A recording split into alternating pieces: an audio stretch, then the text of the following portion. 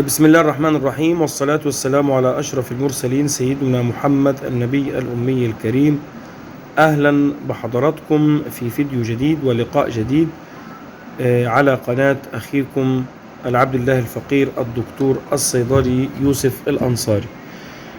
دي نصيحة مهمة جدا لكل الناس اللي هي بتستخدم الجلوكوفاج XR1000، أو بمعنى أدق للناس اللي بتدور عليه وتعبانين جدا في البحث عليه.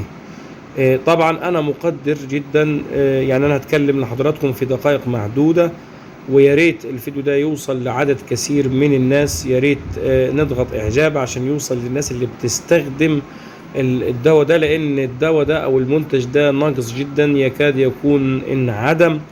وبعض الثقافات أو بعض ثقافتنا الخاطئة تجاه الأدوية بتعطلنا أو بتتسبب في يعني تأثيرات سلبية على صحتنا. تمام. طبعا أنا مقدر إن أي شخص عنده أي مرض بيكون متعلق بالدواء المكتوب في الروشتة بدون تغيير، وده شيء يحترم الحقيقة، بغض النظر انه بيستخدم حاليا في الباطل كثير، ما حدش يزعل مني، ولكن احترام الوصفة اللي قالها الطبيب ده شيء يعني المفروض شيء كويس. يعني ده يعتبر التزام من المريض تجاه الطبيب بتاعه، لكن احيانا بيكون الالتزام الشديد ده ناتج عن ثقافة خاطئة قد تؤدي الى تدهور الصحة بتاعتنا. ازاي؟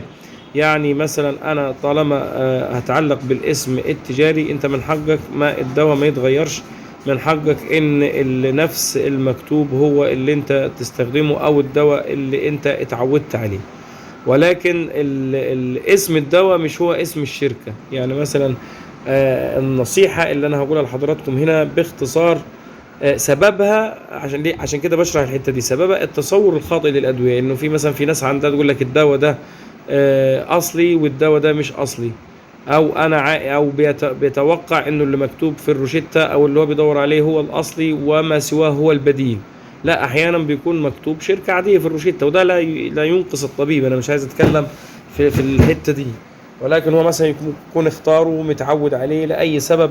هتكلم في أسباب زي كده، لأن أحيانا بيكون الالتزام الشديد بها بيضر المريض. زي مثلا الجلوكوفاج XR، ده دواء بيستخدم في مرضى السكر من النوع الثاني، وبيستخدم أيضا في التخسيس، وبيستخدم في تكيسات المبايض، وبيستخدم لمريض السكر سواء بمفرده أو مع أدوية أخرى. إيه النصيحة بقى اللي أنا عايز أقولها لحضراتكم لأن الدواء ده ناقص؟ النصيحة إن الجلوكوفاج XR كل الميزة اللي فيه إن هو الشكل الدوائي بتاعه، يعني هو مختلف عن باقي الأدوية التي أو باقي المنتجات التي تحمل نفس المادة الفعالة في شكل الجرعة. يعني دي أقراص.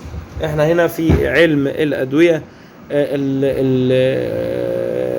الناس كله أقراص عنده، لا، في أقراص ممتدة المفعول، في أقراص مغلفة، في أقراص ذات كسوة معوية. كل حاجة من دول بتفرق في الاستخدام مع المريض، وممكن تنقذ بيها حياة مريض أو تتفادى بها خطأ طبي كبير.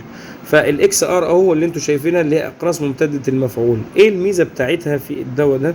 الميزة بتاعتها إنها مفيدة للناس اللي عندهم اضطرابات في المعدة والجهاز الهضمي. اتفضل يا غالي، الله يخليك، عفوا يا جماعة. المفيد لأن المادة الفعالة اللي هي الميتفورمين هيدروكلورايد دي بتأثر على المعدة وعلى الجهاز الهضمي، وبتعمل اضطرابات في الجهاز الهضمي. فاتعمل هذا الميتفورمين باسم تجاري اسمه جلوكوفاج XR أو ممتد المفعول، عشان الناس اللي هي عندها تعب في المعدة فبيتاخد مرة واحدة حسب ما الطبيب بيقرر، أو عدد المرات اللي بياخدها المريض أقل من الجلوكوفاج العادي أو السيدوفاج أو الأموفاج أو أي ميتفورمين. تمام. طيب أنا نصيحتي هنا إيه؟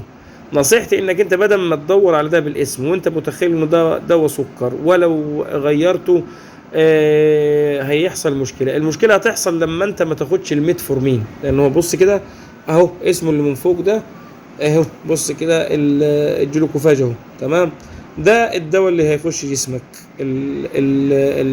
الميتفورمين هيدرو كلورايد او كلورهيدرات الميتفورمين. تمام. فانا نصيحتي انت ما لقيتش ده ميزته بس ان هو بيتفادى قصة المعدة. خد اي ميتفورمين يجيب لك، خد السيدوفاج اهو ميتفورمين، شفتوا كده نفس الاسم، فاسم الدواء مش السيدوفاج ولا الجلوكوفاج، انما اسم الدواء اللي هيخش الجسم الميتفورمين. فانا بشوف ناس في الصيدليه بتصعب عليها عايزين الجلوكوفاج اكس ار 1000 وهو بيجي بكميات قليله جدا، وبسبب ثقافته ان هو لو ده اتغير هتحصل مشكله، بياخد او بيفضل ما ياخدش علاج السكر بتاعه ايام. فبالله عليكم انا افضل انا اخد الميتفورمين اهو انا مش بقول لك غير، انت طالما خدت ميتفورمين اهو ميتفورمين، الدواء اسمه ميتفورمين، لا اسمه سيتوفاج ولا اسمه جلوكوفاج. وده المفروض اللي يحصل في الوضع العادي حتى لو الدواء مش ناقص، انك انت تختار الدواء حسب ظروفك وحسب يعني احتياجاتك المادية. تمام. مع احترامي الشديد لأساتذتنا وزملائنا من الأطباء، الروشتة ليست قرآنا نازل من السماء أو من سدرة المنتهى، ولكن بيكتبها بشر. لكن لازم احترام وصفة الطبيب وما يتغيرش المواد الفعالة اللي هو اختارها، وحتى لو في تغيير لازم يحصل بعلم المريض وبعلم الطبيب. لكن انا بقول لك كده لنفسك ليك انت، مش عشان انا كصيدلي اطلع لك حاجه تانية. كله موفر عندي او اي صيدلي النواقص عنده اللي بتبقى نواقص السوق فقط، حاجات مش موجوده، فبيصادف فاضل في الصيدليه دي علبتين، في الصيدليه دي في 10، حسب عمليه البيع وحسب احتياجات المرضى. لكن لو انت ثقافتك كميتفورمين، ومش بقول لك اشتغل صيدلي او انا ما اعرفش ده قال لي ده، لا، انت برضو في بعض الامور بيعرضها عليك الصيدلي، ويا ريت تاخد علاجك من صيدلي فقط وتتاكد ان اللي في الصيدليه صيدلي.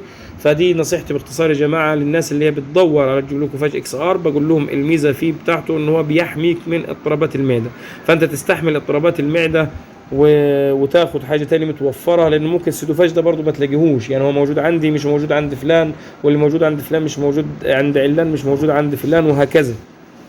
افضل والسكر بتاعك يفضل مظبوط، ولا افضل ما تاخدش علاجك عشان مش لاقي ده؟ يا ريت نبعت الفيديو ده لكثير من الناس او الناس تعرفها عندها سكر، ويا ريت نضغط على الاعجاب عشان يوصل يعني اعلى عدد يستفيد منه. واتمنى دعمكم الدائم، وان شاء الله في خدمتكم في كل ما يتعلق بالامور الطبيه. اخوكم دكتور صيدلي يوسف الانصاري. ما تنسوش تشتركوا في القناه وتفعلوا الجرس. تحياتي لكم، والسلام عليكم ورحمة الله وبركاته.